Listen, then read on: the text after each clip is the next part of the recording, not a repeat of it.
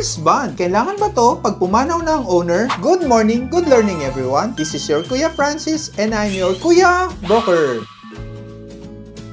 Mga ka-property, kung tayo po ay bibili ng property na pumanaw ng isa or both owner na nasa title, I really recommend na kumuha po tayo ng Here's Bond. Every transferred property na galing po sa pumanaw na owner, meron pong encumbrance or annotation na Section 4, Rule 74 of the Rules of Court or may 2 years prescriptive period which allows creditors, heirs, or tagapagmana na hindi na isama sa extrajudicial settlement. Kaya mga ka-property, paano po kung fully paid na po ang mga property at may claimants? Ang Here's Bond or kilala rin bilang surety bond for heirs ay isang uri ng bond na pinoprotektahan tayo within the 2 years prescriptive period against may minor heirs or tagapagmana na hindi na isama sa extrajudicial settlement protection in case may creditors na maghahabol sa pumanaw o iba pang maghahabol sa property. Kaya mga ka-property, pabigat ba or dagdag gastos lang po ang Here's Bond? Pakisulat naman po ang inyong kasagutan sa comment section below. Lamang po ang may alam. For more real estate tips, please continue to watch Kuya Broker social media channels. Paki-like and share na rin po ang aming mga videos. Again, this is your Kuya Broker. God bless po sa ating lahat.